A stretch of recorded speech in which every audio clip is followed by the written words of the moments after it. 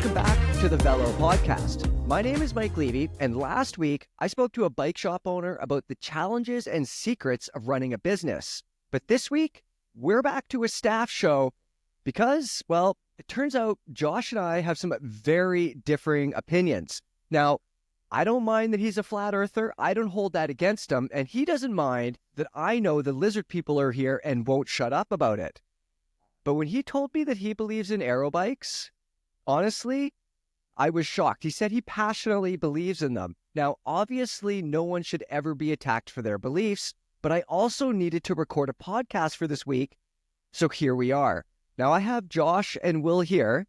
Will, semi-related question for you before we get into this. All right. If you're about to buy a new bike, is it a decision that's ruled more by the head or by the heart? Are you looking at aero drag numbers, or are you like, do you want a cool brand with lots of character? Oh, for me, it's all the heart. Like, I think any decision that requires me parting with like $5,000 plus, because that's generally what it ends up being, is not a decision made by my head. Yeah, and it's just like, I'm not going to dive into the aero numbers. At the end of the day, it's like the bike just has to speak to me and seem like cool and something I want to ride. So that's me. Yeah.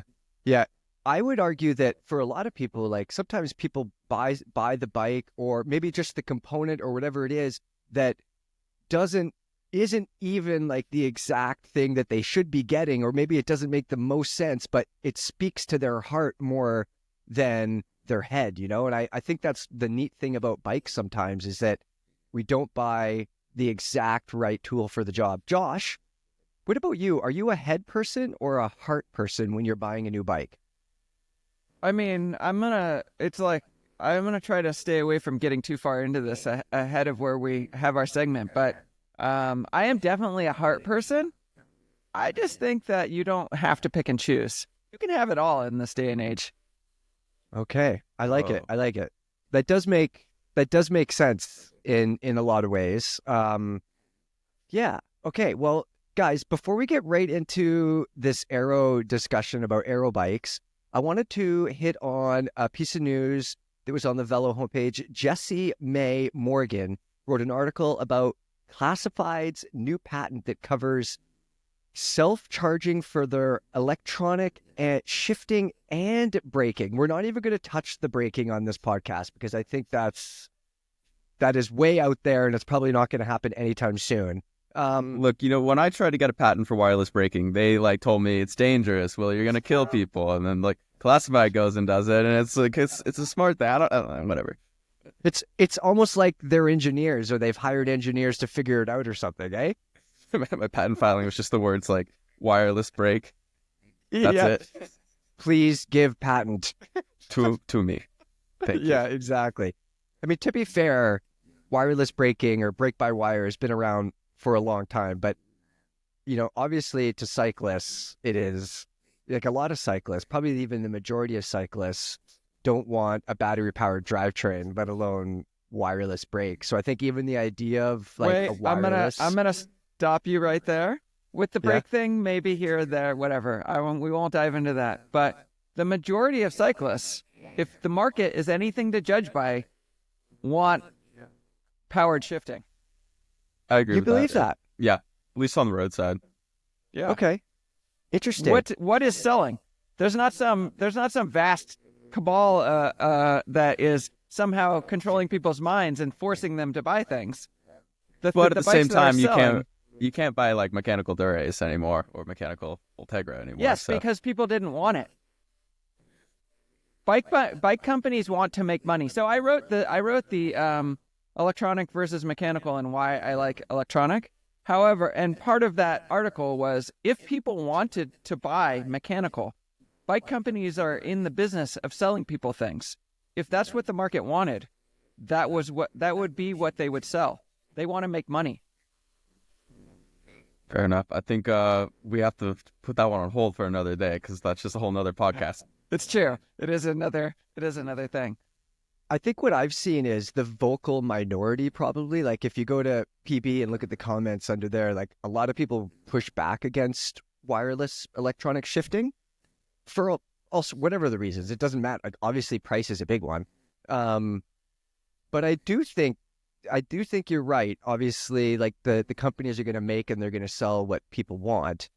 Do you guys ever think we're going to see like an ultra high end cable actuated drivetrain ever again? I mean, those are in the market. They're just not popular. They're like records. People go and buy them and like love them. They're just not the vast majority of the market. And I don't think that will ever really come back. And you can see Shimano did it a little bit with their GRX, right? They came out first with high-end mechanical, and it seems to have done okay. I don't think it's the future. I want to be careful about like how I phrase that. I think that there were probably other reasons that they came out with it first. Okay. Well, speaking of the future, the possible future, before we get into what this classified patent describes, Josh, for those not familiar with the classified hub system, can you just give us like a brief breakdown of what it is, what it does? What are the advantages? Yeah, so I run it on a Salsa Warbird, and I've run it for a long time, and I've tested it since it first came out in a number of different ways. And you can think of it like a front derailleur. It's like a instead of having the front derailleur, you know, where you would normally expect it, you run a one-by system, and then you have this derailleur that's in the hub, and there are some advantages to that. You can shift. You're never going to drop a chain when you shift. And you can shift instantly and under full torque. You can also shift when you're not moving. So this is really nice for gravel cycling. If you stop, like I know for me, like sometimes you're in the middle of a hill, you get to the gate, like the Forest Service gate or whatever, and you got to stop and you got to go around. And now you have to start again on this like ridiculous hill. And you can shift without like picking your bike up and turning the thing and doing the whole deal. You can just shift. The other thing that's really nice about it is like, you know, when there's rollers and what you really want to do is you want to come over the top of one roller and you want to be in the big ring up front and you want to like sprint down. And then as you come up the next roller, you want to slowly back off in the cassette. And then at a certain point you get where you're like, okay, I need to shift. And you want to just jump the front chain ring.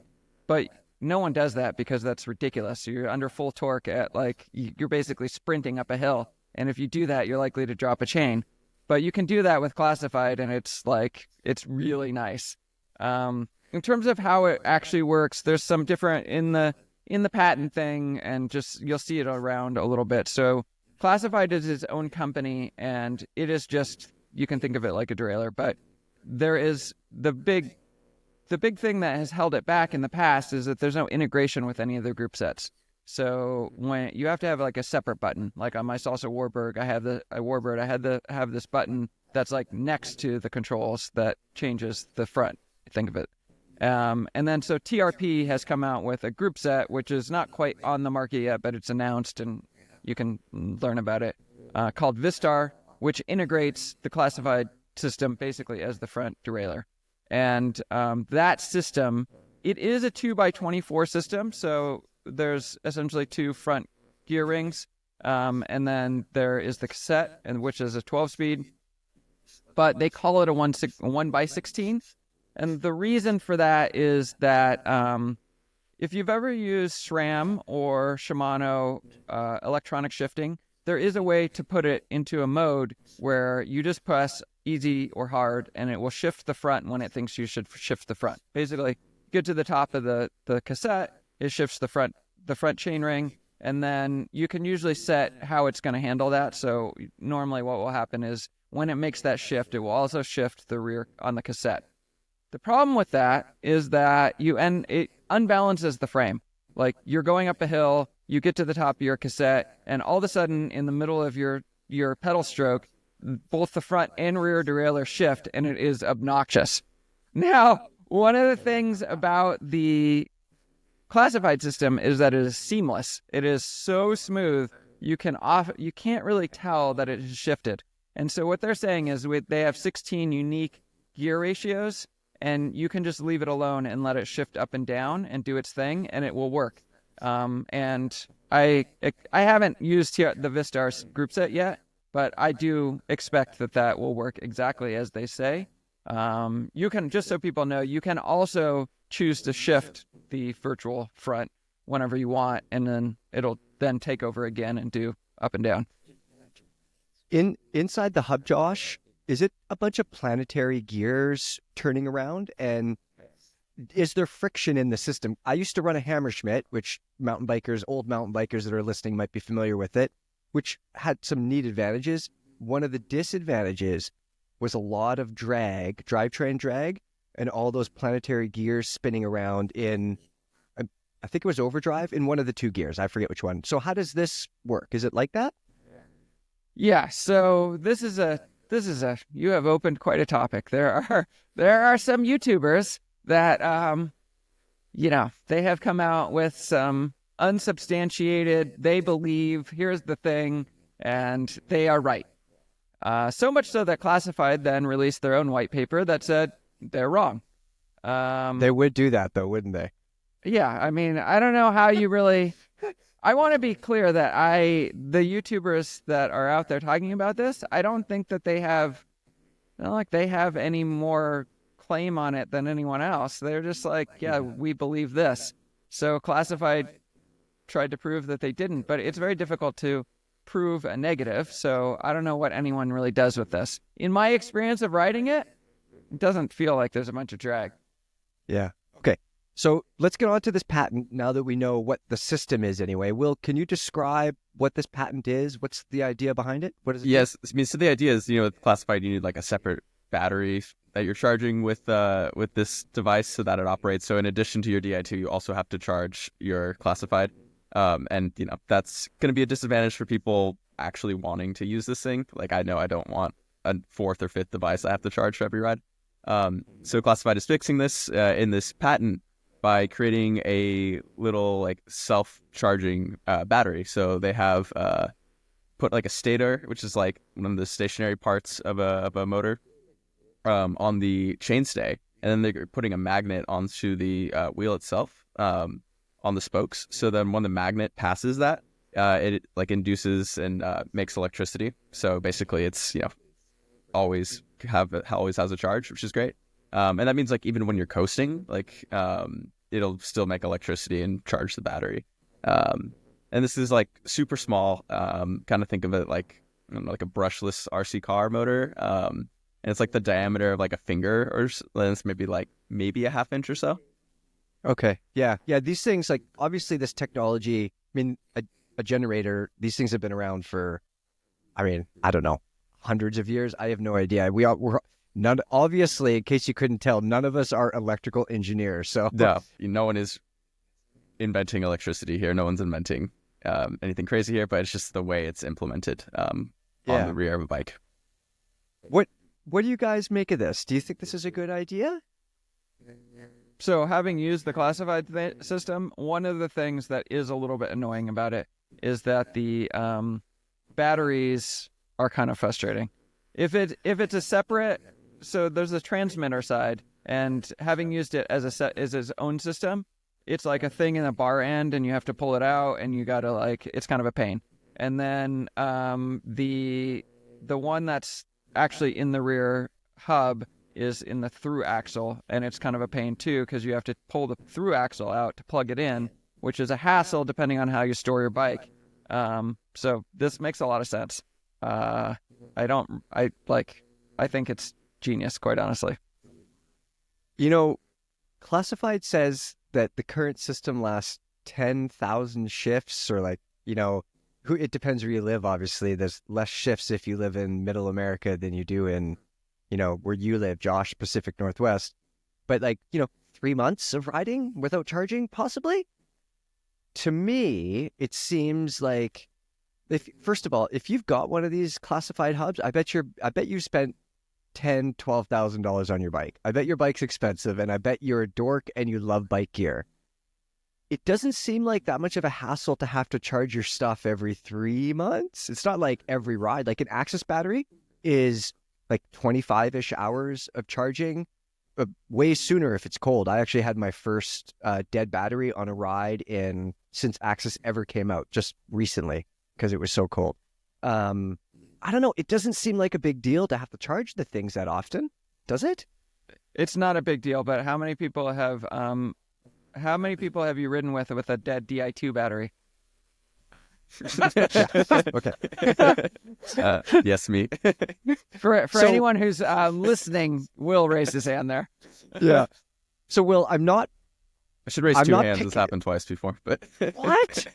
Will, come on. Okay, so I'm not picking on you, Will, but I do just want to say that, let's use Will as an example so that I am picking on him, actually. I bet you the Di2 was on a fancy bike, and Will is an adult. Will lubes his chain. Will checks his tire pressure. If Will has a power meter, Will's power meter battery is charged.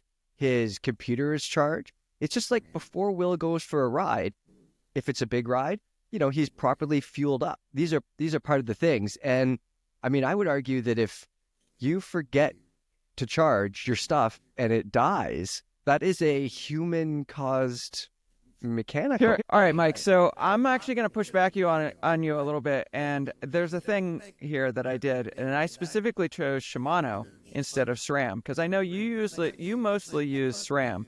And here's the thing about SRAM. It's easy. Whenever you're thinking about it, whenever you think, hey, maybe I should charge the batteries, you just pop them off and you charge them.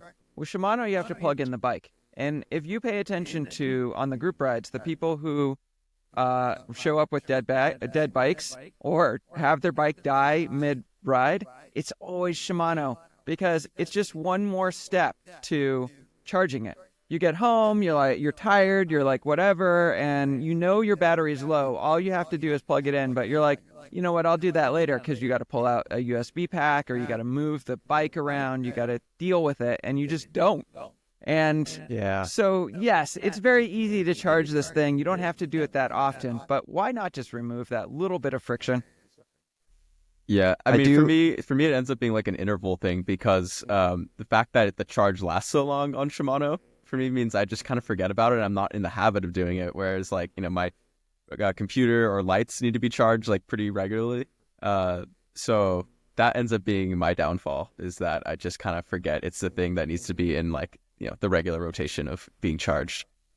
Yeah. So I will admit that I once maybe possibly gorilla taped a Di2 battery to a water bottle cage so that I could have an easier time charging it instead of having it in my down tube where I can't reach it. If I can't get to it, what's the point?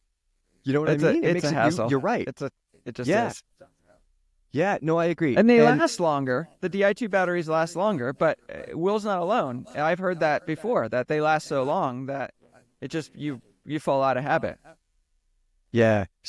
I have a small tangent story here for you guys. You can buy aftermarket Axis batteries from China that are a higher capacity, or I don't know if that's, just like I said, none of us are electrical engineers. sounds like we're But- about to avoid so many people's warranties and cause Oh, so many house 100%. fires. Yeah, nobody do this listening to me. Wasn't this your last podcast? This is a bike shop owner telling you not to use dubious batteries. Yes, exactly. But I didn't listen, and I ordered a larger Axis battery from China. It wasn't that much bigger, but whatever the claim was, instead of like 25 hours, it was like 30 or 35. I just wanted to try it. It's just a little more Boys. milliamps is what they do. Yeah, exactly. Everything was fine. And then I went for a ride. It was quite cold. Like it was like, -4 or 5 Celsius. And I think that battery lasted about 7 minutes. So keep using your OEM battery, everybody. 100%. Well, that's Yeah. way better than I thought how the story was going to end. So Yeah. No. But that's actually not so bad, really, in the scheme of things. Yeah. So anyways, back to this classified thing. I understand that it makes sense to do that and make it easier, but it seems like, to me, like I said, like anybody that's going to have this thing, I mean, how often do you have to charge a classified battery? Have you had to charge a classified battery? Yeah, I have to Josh? charge it. And I'll tell you what, I do it. I just pull it off. But I did that how I store my bikes thing not that long ago. Yeah. And so the bike that has the classified in it, it has often been hanging vertically, although it's actually not now. But And that means that the rear wheel, you can't just pull the through axle. So it's a whole thing. I gotta take it down, I gotta put it on the floor, or like, it's better if it sits instead of hanging at all, and then because you have to actually pull the through axle out. So I guess I could slide another one in. It's just a thing. It's easier. It would be easier if you didn't have to do it. I feel like I have a solution, a much easier solution than putting a generator on the bike, a patented classified generator on your bike. This is just one example. This is a giant Power Halo power meter, and it just has an external, I mean, this is not uncommon. An external thing right here, little charging port and a super long cable. Why wouldn't classified, instead of coming up with like a generator system, just allow you to like plug the charger into the end of the through axle? So it plugs in I'm sure it's because it needs to be protected. It plugs in on the back side of if you think of a through axle with like a handle on it, not the non-Aero style, it plugs into the back of that, and there's just not really room. Maybe I could like get one of those 90-degree USB things and make it work. I'm not really sure. Okay. Interesting. I feel like I need to try this classified thing. You're pretty stoked with how it works, just in general? Yeah, I love it. I mean, the challenge with it is that it is an awfully expensive way to recreate a front derailleur, but it does have some advantages. I mean, let's be honest, front derailleurs work pretty well, so it's like kind of over-engineered. But by the same hand, I feel like that's just sort of early days in it. What we've seen Aero claims, and I mean that sort of fits what we're going to talk about today. But in pro racing, they've actually used it more for time trials. Put it on a TT bike because it's just it makes more sense in that context. Did I see a pro team using this last year? Am I right? Yeah, on TT bikes. I don't know that anyone, maybe I'm wrong, people are going to be like, he doesn't know what he's talking about, but I can't remember anybody using it on their road bikes. I seem to recall someone might have used it at Paris-Roubaix, and now I'm blanking on it, but that would be a good application because it's, you definitely don't want, you want to limit your front shifts when you're, on the cobbles, so yeah, there you go. Yeah. I think another, probably even a more practical advantage to the classified thing for normal people like us is if you have a 1x bike and you live somewhere where it's very, very steep, you can use that classified thing and you still have a fake 1x bike, but your gearing range is, 500 and whatever percent, way wider than it would be with just like one chainring.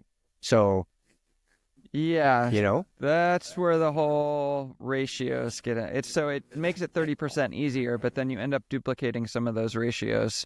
That's why they say 1x16 instead of 2x24, even though or 1x24 if you want to think of it that way.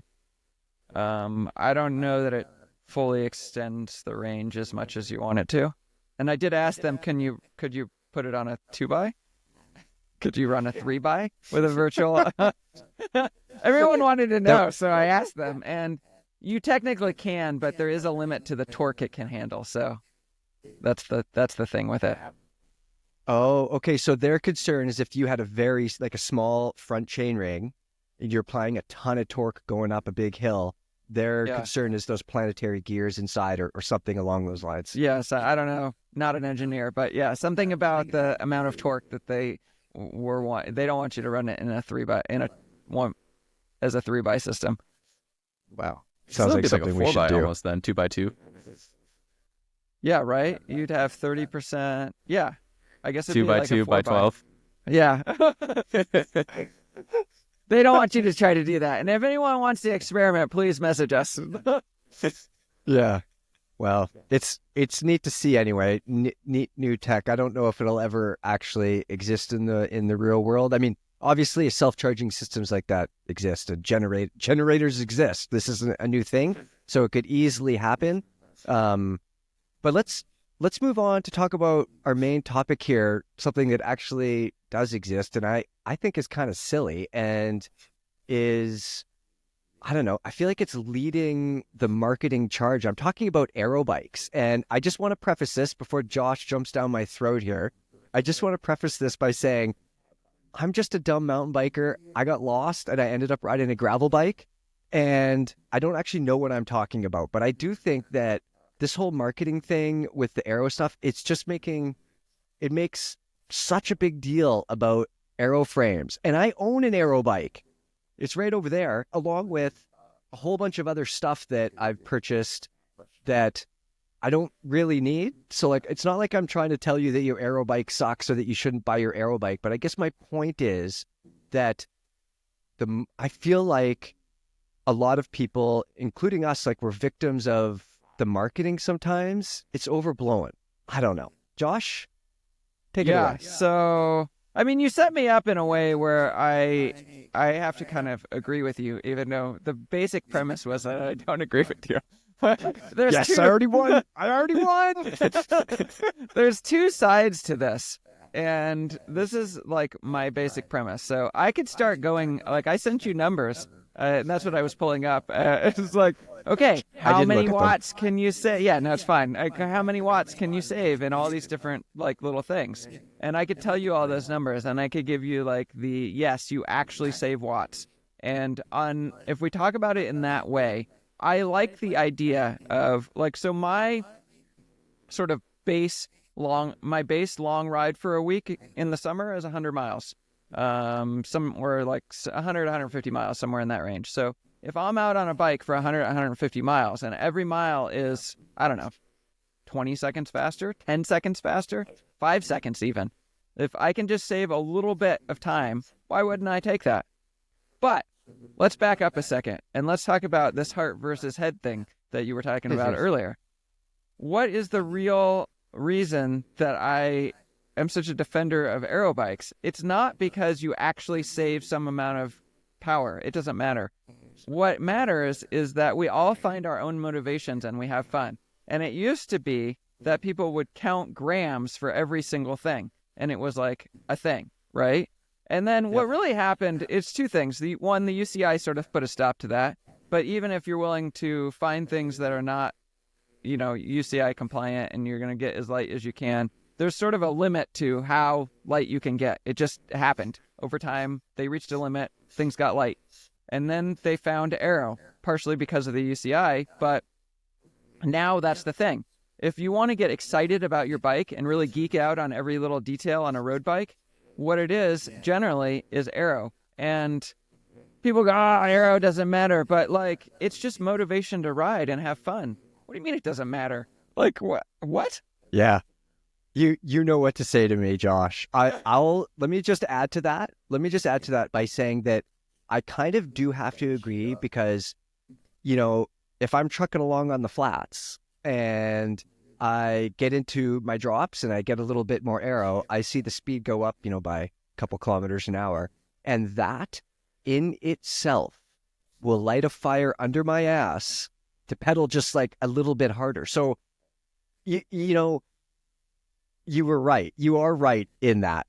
I'll give you that. So 1 point for Josh. Will, you said you had a bit of a up and down relationship with Aero bikes over the years earlier before we started recording. Can you explain? Yeah, I mean, I will say, like, when I first really got into road bikes, like the hot bike was like the Cervelo S2, S3, kind of that era, and I thought that was like the coolest looking bike ever. And you're gonna see a trend here of me thinking whether the bike is cool or not, and that's basically my opinion on Aero. I like it. Yeah, then like Cervelo came out with like the S5, and that was like a few years later, and then like it just had like the triathlon like cut out in the rear, and I was like, this is starting to look kind of ugly. But then like other brands went towards like the more truncated tubes shapes, so like the kind of like 2010's Scott foil, I think was one of the first to do that. I thought that was like a cool looking bike, a pretty bike, and that kind of was like on the forefront of that whole like one bike to do everything. It's like a faster in climbing, lighter, faster, all the things, basically what like the Specialized Tarmac is now, and a lot of these race bikes. And I'm like, that makes sense to me. Like those are cool. They don't look too bad. It's like a bike I want to ride. But But then you get to some of these like newer aero bikes, like the Cervelo. Again, I keep going back to Cervelo. I'm not trying to bag on Cervelo. They make very good bikes, but like the current S5, I feel like is just, I just don't like the look of it. I feel like the profile looks like a hyena.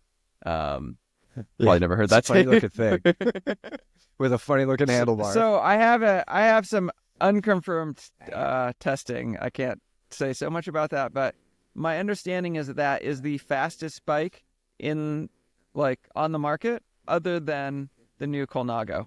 Yeah, that like brings us another so, bike that's like, it's like kind of cool in like a steampunky futuristic way, but also like it kind of loses some of the like, I don't know, I feel like the romance of like a classic bike shape. So I don't know. And then you got to these newer bikes like the brand new Ridley Noah Fast with like, I just can't get past that head tube. It's just like, it's so long. Giant head tube. Yeah. Now, we haven't seen that bike in person, but I would guarantee if you look at the front of that bike, it is so thin. I bet it is like a hair's breadth wide. Like you're like, oh my God, how can they make this that thin? Yeah. I mean, fair enough. Like these bikes, I'm sure, are just so much faster than they've ever been. But I just don't feel like particularly compelled to part with money to get them. You know? Yeah, that's where my holdup is I think that the marketing to me, I can't, like, Josh, you're 100% right. You know, the bike is X amount faster. It's, at 40 kilometers an hour, it's 20 watts saved. Whatever the numbers are, I don't care. Like, the science says that it saves you energy. So I can't really argue that.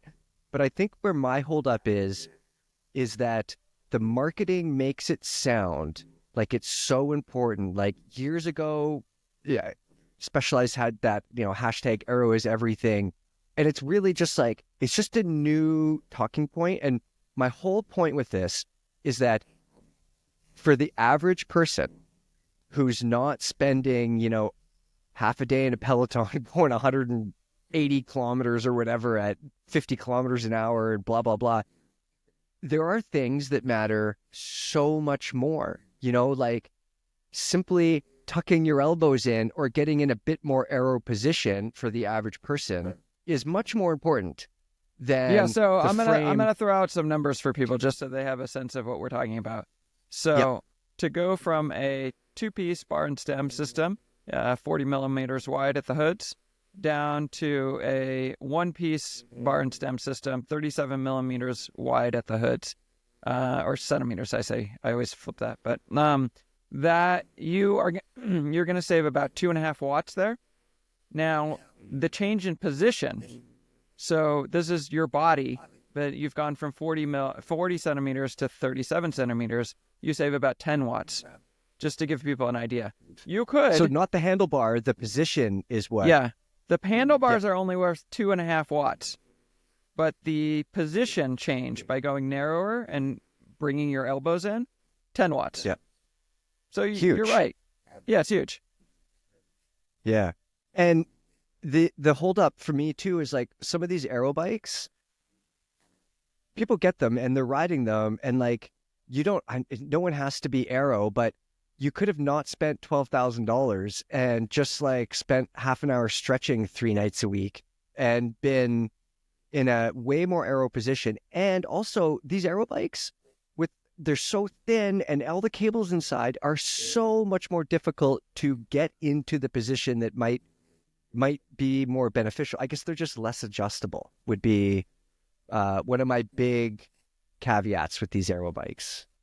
They may or may not be. It sort of depends. The Colnago definitely is. They actually changed their whole sizing thing around that bike, and there's a whole thing about it. But without getting too deep into that, it may or may not be. But I would push back that it just doesn't matter. Either you fit it or you're not, or you don't. If you do fit it, then like, why are we? It doesn't matter. Yeah, fair enough. What about ride quality? For a guy like you, are these aero bikes when you're getting on them, do they feel harsher? Do they feel less comfortable than something with, little stays and round tubes? I feel like that was, a knock against aero bikes in the past. And Josh, you've been on more recently than me. But now they are themselves pretty comfortable. And if only because they can fit wider tires, essentially. Like you can run 30s to 32s on aero bikes now, which helps a lot with comfort. But and the frames themselves are also just becoming more comfortable. So it's almost like it can become a little bit of a moot point now on these bikes. I don't know, Josh, if that matches your take. Agree. I just don't think there's much. There's very little. What is the drawback to an aero bike? I just don't think there really is a thing anymore. They ride just as well. They fit bigger tires. Like, it just doesn't matter. See, I don't know. I think some of the drawbacks would include a lot of them look ugly as sin. That's definitely a drawback. That's one. Sorry, go ahead, Will. The other, another one for me is just weight comparably. Like for the same amount of money you're spending on a bike, the more all-around bike or the climbing bike will weigh often a couple pounds less. And maybe like if you're just riding on the flats, if you live in like a flat area, by all means go for the aero bike. But I kind of do appreciate having a bike that is just a little bit lighter still, even if someone will run the numbers for me and tell me that the aero bike is still faster. I feel faster with the lighter bike when I'm going up a climb. Well, so I think that's the most important thing. It's the vibe. I can tell you that the aero bike is faster, especially over a long ride, even in hilly sections. Unless you're like time trialing up a hill, then you're going to be faster on the aero bike. They're all quite close in weight. It's not a lot we're talking about.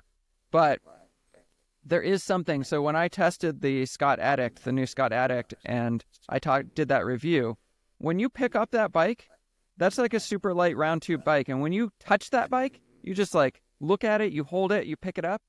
Wow, there is something beautiful about that. And so if that's your vibe, by all means. But like, that's why there's two things. So like, what is objectively faster? The aero bike is like in almost every situation objectively faster. But just pick your vibe and just be willing to accept other people's vibe and your own vibe. If your vibe is like, I really like a light bike, love it, own it, just like do it, right?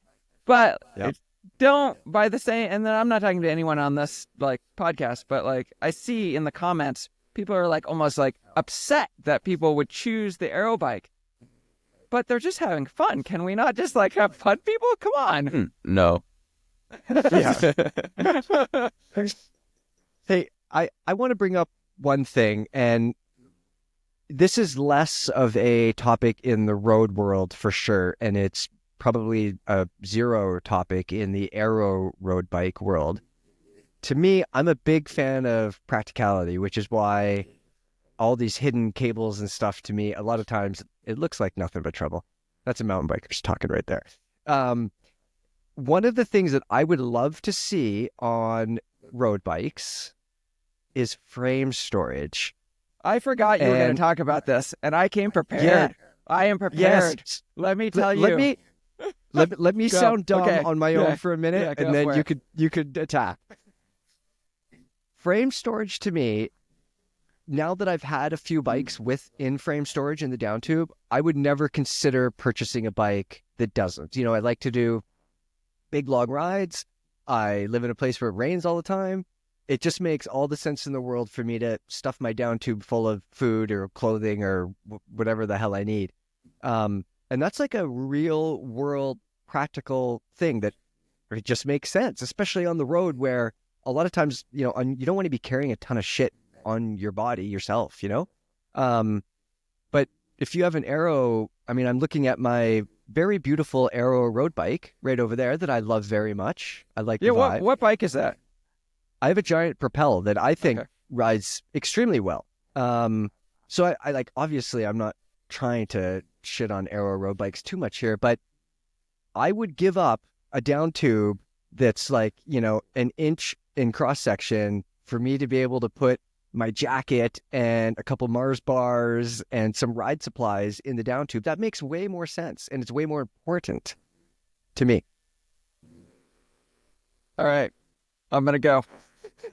Here we go. But again, there's a couple different things about this. One, I will just start by saying, I do not believe in putting luggage on my bike. I do not run any bags, nothing. Bike packers fear him. I have a jersey, and I put my stuff in my jersey pocket, and that's where it should be. A bike, when you look at a nice road bike, there should not be dangling bits under the there should not be dangling bits under the saddle. I am against that. But also, practically speaking, I change bikes all the time, and I never want to have left my stuff on the other bike. I never want to be out on a ride with my flat. I'm standing by the side of the road with a flat, and I go, oh, that stuff's on the other bike. No, I put it in my pocket, and I have a whole, I've written out some articles about that. However, that aside, it is nice to have frame storage, but if that's really important to you, I believe that one of the fastest bikes, and this is just a vibe feeling, when I look at this bike, I'm pretty sure it's still one of the fastest bikes, which is the Orbea Orca Aero. And that bike has a thing on the down tube, which actually makes it faster and is not UCI legal. The frame storage. Pouch. It has the pouch. You can put stuff in there. Now, I will say, I said this on the podcast before, but every time I rode that bike, every single third person thought it was an e-bike. But which you don't want.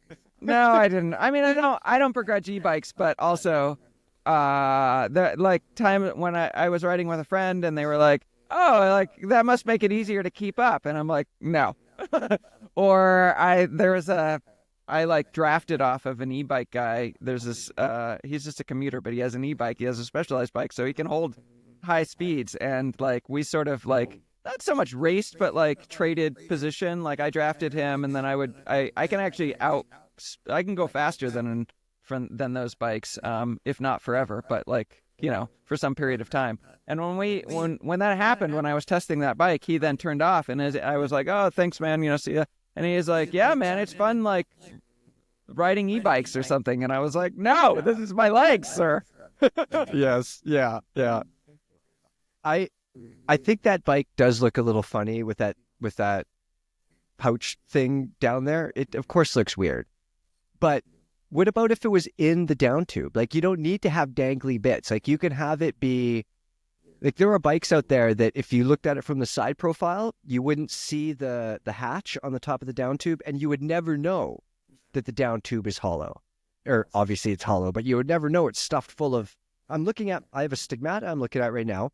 In the bottom of my down tube, I have 2 Tubolito tubes, a couple CO2s, anything I would ever need to fix a tire or, fix a flat. I've got a spoke, I've got a spare Axis battery, and it just and more stuff. And it just lives down there forever, basically. I never have to take it out. There's no bags or anything. And it just makes all the sense in the world. Obviously, it's a very different bike for a very different thing. But if I could have that on my Propel, that would be great, because it would just be there all the time. It's just practicality. It makes sense. I think that's more and more possible. I think there was Aero understanding is always evolving, and there was a time when everything had to be super thin. But I think that more and more, especially the down tube, they need to think about the bottles anyway. So the down tubes have to be wider at the back. I don't think there's any particular reason that an Aero bike couldn't have in-frame storage, and I can't think of any off the top of my head that do. The NV Frey has in-bike storage. It's not really an Aero bike, but I would bet it's about as Aero as the Melee, which is their fast Aero bike, which is still not an out-and-out Aero bike, but I don't know. I can't think of any Aero bikes that have in-frame storage, but I don't think there's any particular reason that that's true. I mean, I think some Aero gravel bikes now have it. Of course, they have generally bigger down tubes to begin with. So that's a whole other section to get into. Does Aero make sense on gravel? And the answer is probably yes, but don't even get me started on that. Do you want me to dive into that? The answer is the slower you go, the longer you're out there, the less watt savings, but the more absolute time savings. So I had a pro gravel racer tell me that one of the main reasons that people aren't running suspension forks on the front of their gravel bikes is for aerodynamic drag. Yeah. That's why. And Those guys are obviously going I fast. don't. Yeah, I don't know what it's like on the front of frickin' Unbound. Obviously, I don't know. That's not a feeling I understand. And they're out there for a long time and they're going very fast. And like the aero drag thing, like it does make sense, but it just like you see these guys, they get so many flat tires. Like sometimes it's so sketchy. Like Unbound is so chunky. All these other things, like it. To me, I just can't wrap my head around not running a suspension fork for aerodynamic purposes.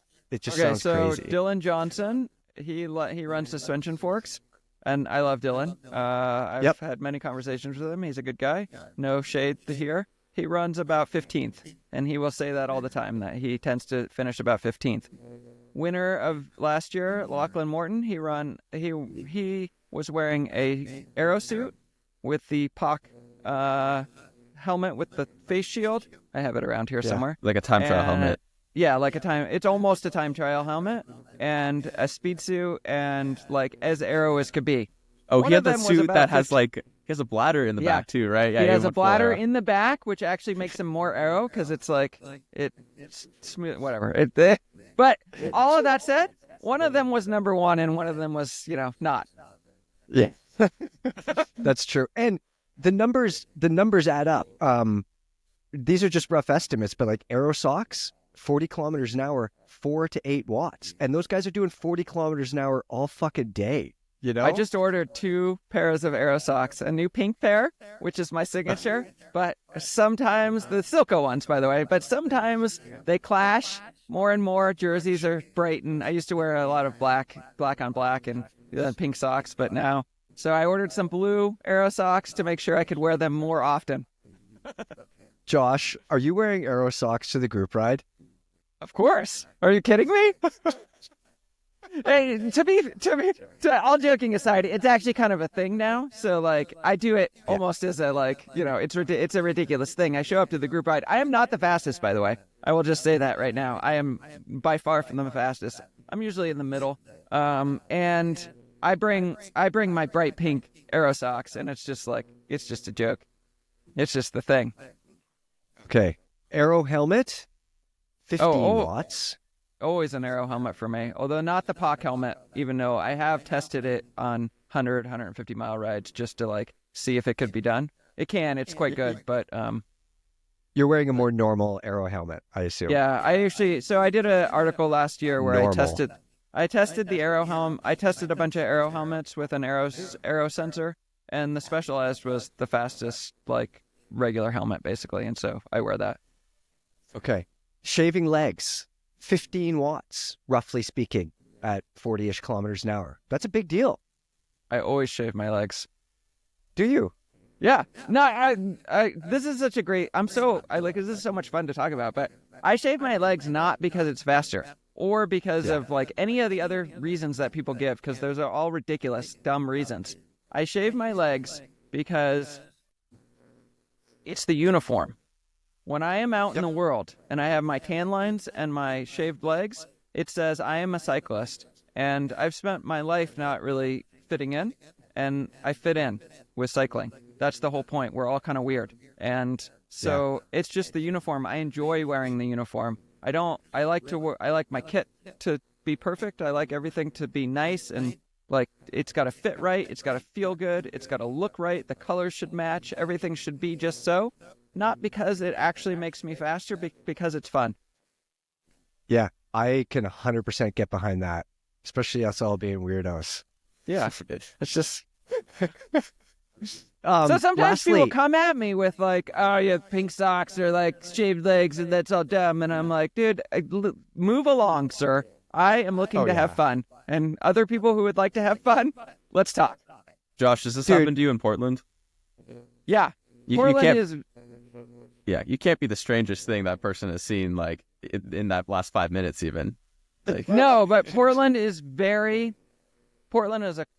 people, God, I'm going to get hate mail about this, but Portland is a classic, we like to be weird unless you're weird in the wrong way. So Portland has a very established bike scene it's the scene, they call it, right? It's the scene. And if you don't match that scene, and I do not because I'm a roadie, I like to like bring on the spandex. I like it. It's got to be so damn tight. Like it better leave lines in my thigh when I take it off.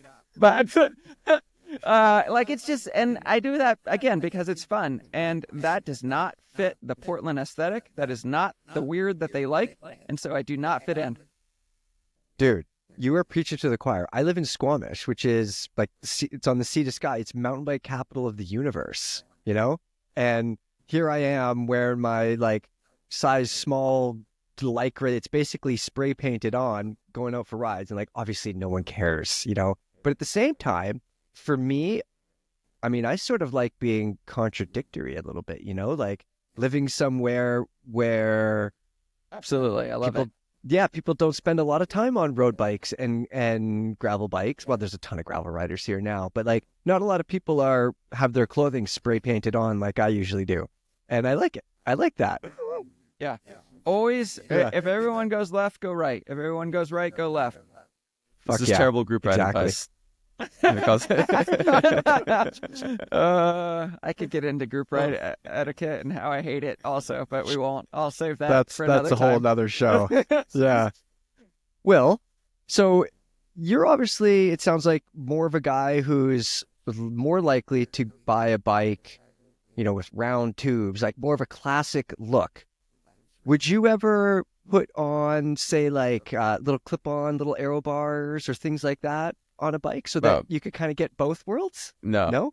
100%. Is that a stupid question? No. That's the right answer, Will. Right answer. Yeah. I guess I'll gatekeep that. I don't like that. I mean, like if you're gonna do a triathlon, or like you're like racing a stage race or something, you need a TT bike, but you can't afford a TT bike. I'm like, all right, fine, put the clip-on aero bars on your bike. But I think if I'm just riding around, I'm not using those. Okay. Yeah. And we know what Josh is going to say to that. Things should be the way they should be. I don't put, even when I do like crazy long rides, like gravel rides, right? That's common to put on aero bars, even if they're not really for aero. I just don't because come on. The bikes are meant to be a certain way. Yeah. Okay. That makes sense. So Josh, with all these new fast aero road bikes out there, is there one or two that you find super interesting that you would like to spend some time on? So I am going to spend some time on that Colnago this summer, and I am excited about that. Some part of that is what we're talking about, the idea of being contradictory. I cannot wait to ride around on that bike and just be like, yeah, what of it? Say something about it. But also, I will tell you that just the bikes looking for a fight out there. Yeah, just really like. But the bikes that I really like are actually the middle of the road bikes, and these are like what I would call modern aero bikes, where they're not the most aero. They're not the Cervelo. They're not the Colnago, but they're aero enough and they're light enough. So that could include the Bianchi Specialissima that I ride a lot. I really like that bike. It looks kind of funky, but I like that. And it's Celeste, and it's aero. It's not their aero bike. They have an aero bike. It's not their aero bike, but it's quite light. That's a great bike. And my favorite bike probably of all time is the NV Melee. And I am right now working on a project. We're going to do a bunch of articles and some YouTube about this. This is some upcoming stuff where I'm getting it painted by Black Magic. It's this incredible paint job. We're going to go from, I used to run 60 mil deep wheels all the time. And then all the companies wanted to start pushing 50 millimeter wheels as being like fast enough.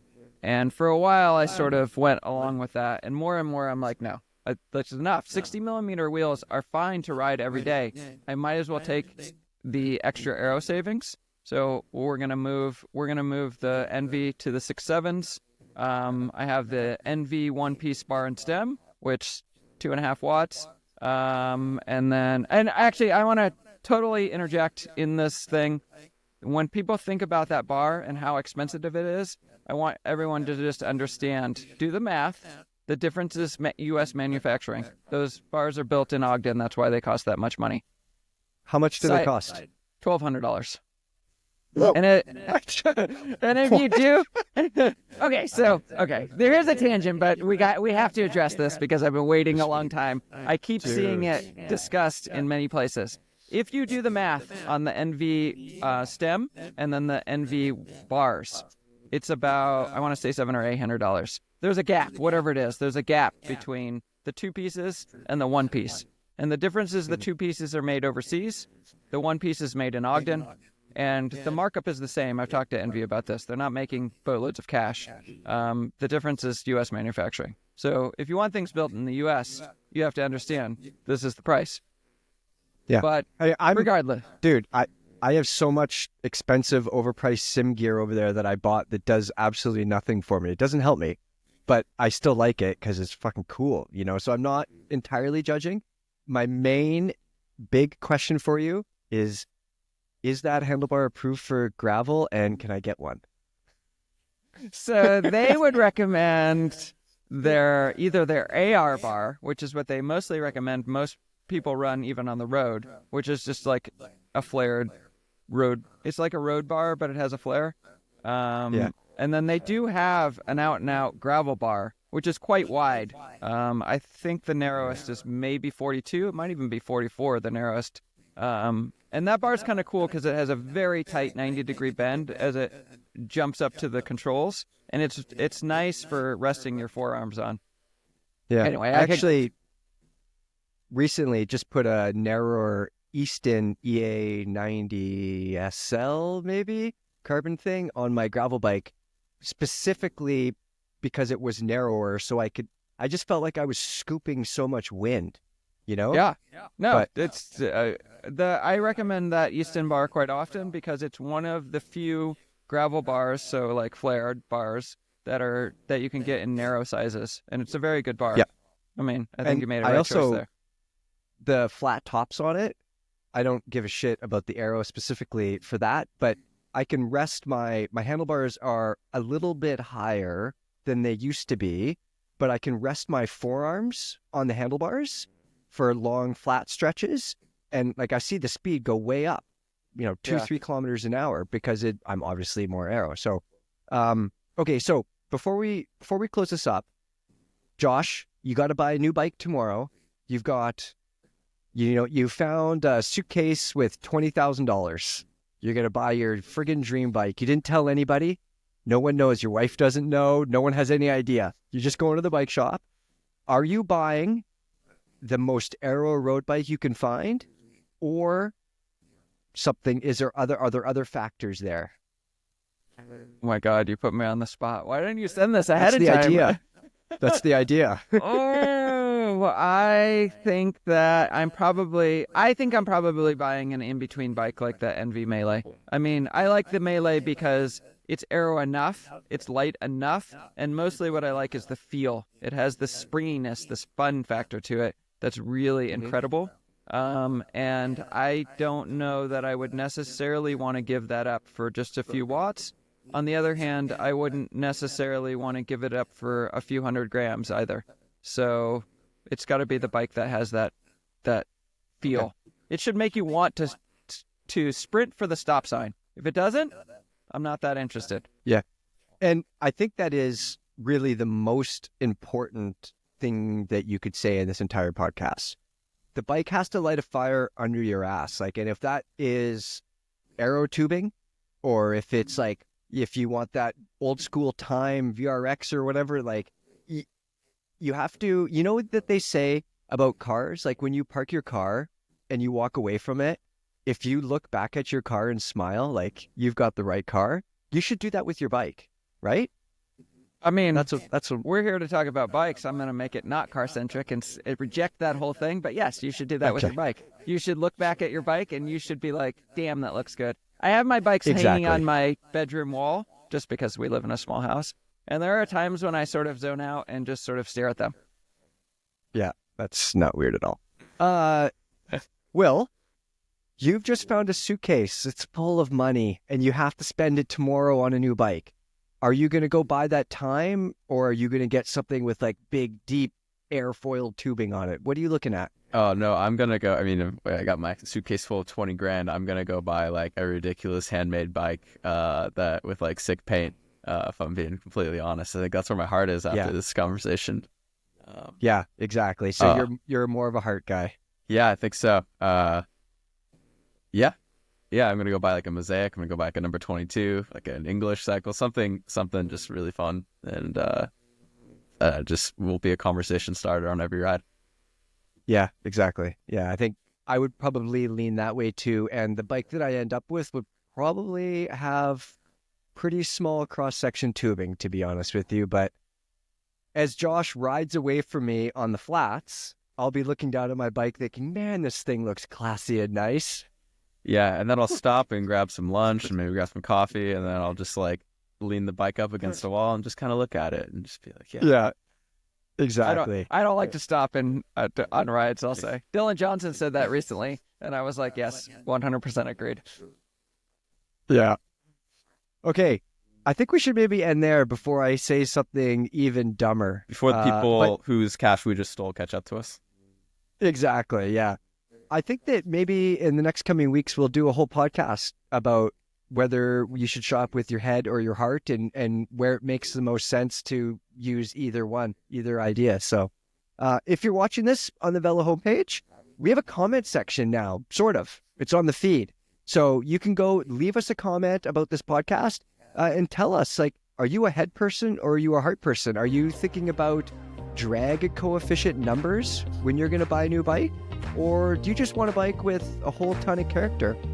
Let us know in the comments. And as always, share the podcast, give us a good review or don't review us at all. And we will see you guys next week.